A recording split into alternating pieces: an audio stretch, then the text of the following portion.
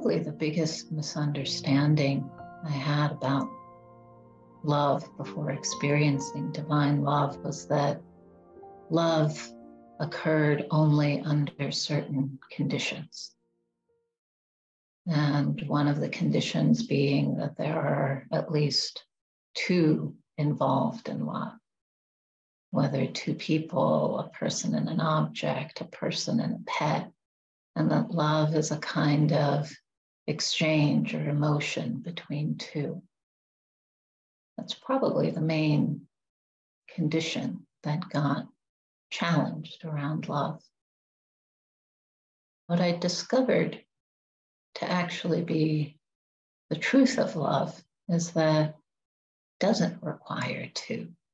The notion of separate individuals or objects doesn't actually operate in all experiences of love, that in fact there is a oneness and unity of love that shows to us that the feeling or experience of separateness, of two-ness, is only one way to experience reality. That there are others where we can get in touch with the underlying nature of our own consciousness and of the consciousness of reality and of others in a way that has no sense of doubleness or division or separation, and that oneness of consciousness can be permeated with a kind of goodness or sweetness or generosity, which we experience as love, as a kind of unity of love beyond all conditions of ordinary perception and experience.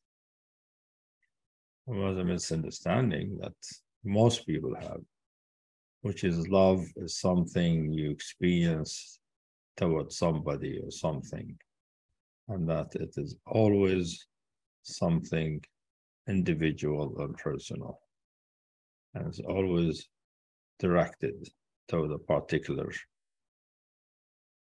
And that is a view that most people adhere to about love. It's something, I love this person, I don't love them, I love, my laptop or this and that. It's always, I love something, or somebody loves me or not. Am I lovable or not? So it's always about the individual. That's a common view. I used to think that way before I experienced love as something different than that. I remember my first experience of how divine love arose, which is mentioned in the book, actually, which is I was in Hawaii. I remember visiting Hawaii. I was in Hana, Maui. We just arrived in the cottage, or whatever it was, and I was tired, so I turned on the TV, just see what kind of thing they have there. And I looked at the TV, and I felt I was in the TV. And I said, "That's funny. How can I be in the TV? And under the screen." So anyway, so I got out of the cottage outside, but all these trees, pungent smell of beautiful flowers and fruits.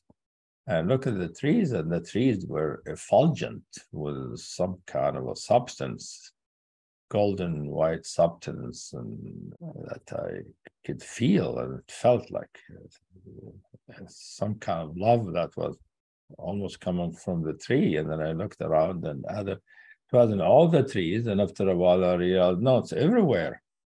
And it's a quality of consciousness that is sweet and luminous and yummy and wonderful and good, and it was everywhere, and it was filling everything and emerging from everywhere. And that was sort of beginning, sort of waking up of that kind of love. that is not confined to the individual or confined to a situation or confined between two people. Or it was love that just there, that emerges from all parts of the world, of the universe. And, at the beginning, that started the whole journey of discovery about this deeper dimension, deeper way of knowing love that I realized later discussed in spiritual literature, spiritual teachings.